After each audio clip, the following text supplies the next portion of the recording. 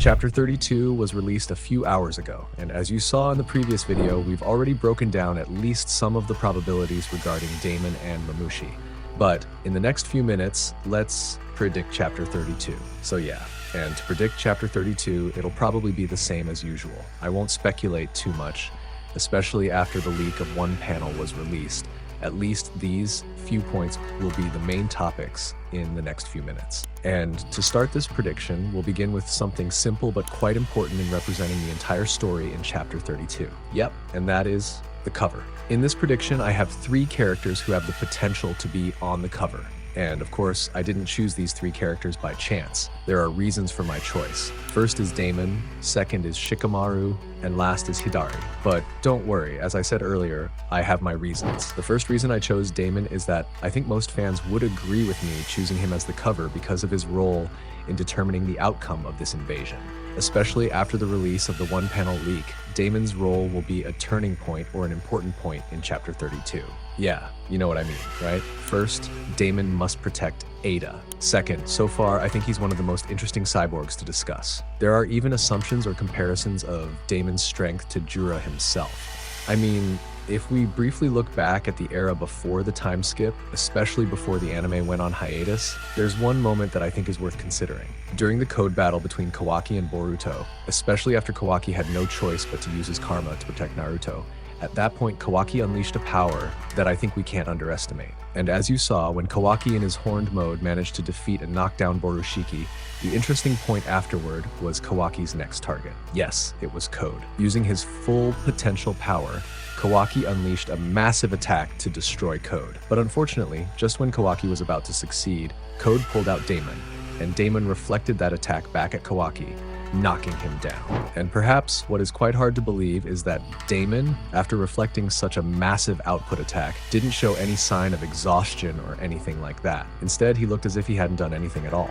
And once again, that's insane. However, if we return to the case of comparing Jura and Damon, at least that brief flashback can serve as a reference. I mean, if Damon can reflect Kawaki's power in his strongest mode, would the same thing also apply to Jura?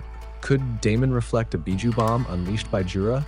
If that were the case, could we at this point conclude and equate their levels of power and other aspects? I don't think so, at least not for now. So the point is, even before the time skip, we already saw that Damon's power was truly absurd. And once again, even when Kawaki was in his horned mode and unleashed a massive karma-based attack, Damon's reflection ability still worked without showing the slightest sign of fatigue.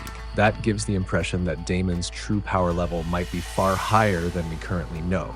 But the big question that still remains, and one that I personally can't conclude for sure yet, is how someone with power like Damon could still end up with Ada turning into a tree like the one you see here. I mean, at that point, did Damon also lose? I honestly find that a bit hard to believe. But what do you guys think? And the reason for choosing Damon as the cover, because in this chapter, Damon will likely be the key point of conflict, especially if he has to protect Ida and potentially face Mamushi. But one thing that convinces me why it has to be Damon is because I think Chapter 32 will reveal all of his abilities and powers.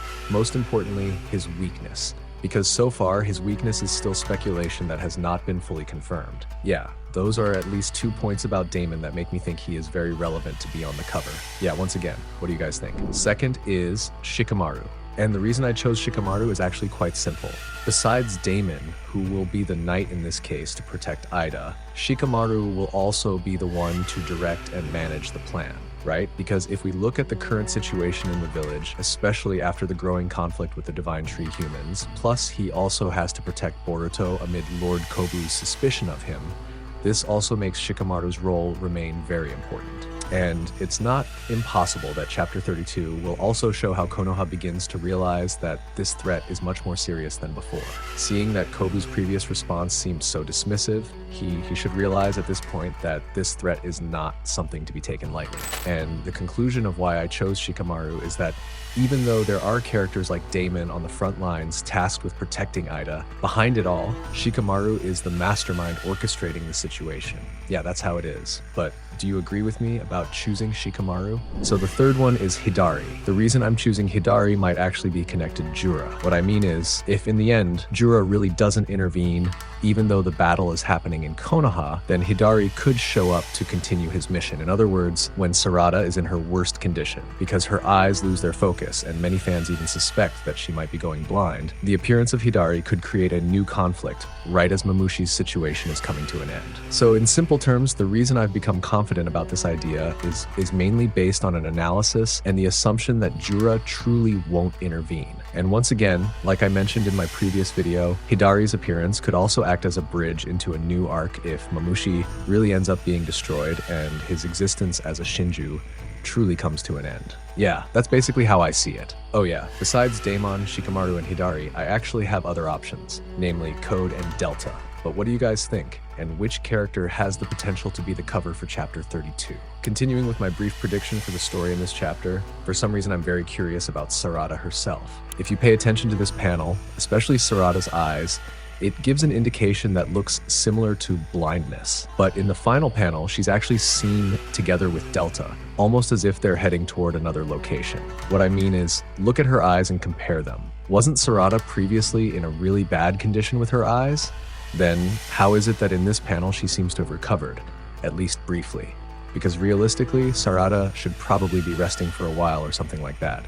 But if we look at how Sarada appears with Delta in the final panel, it suggests that Sarada might not actually be completely blind.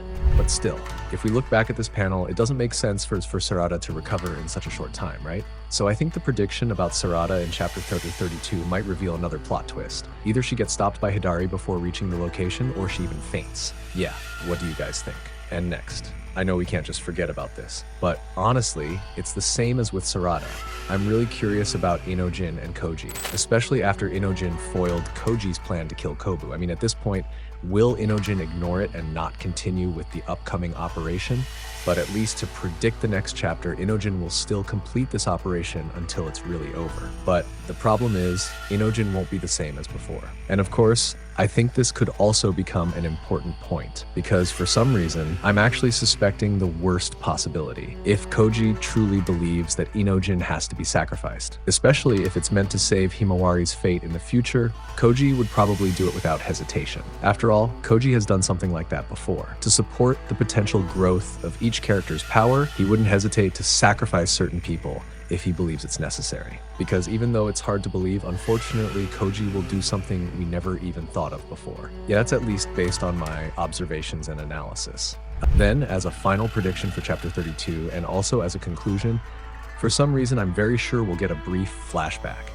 Whether it's about Kawaki's deal with Amado, or maybe even Code again. Yeah, once again it's Code. Because I always predict Code showing up, this might end up being nonsense for the umpteenth time.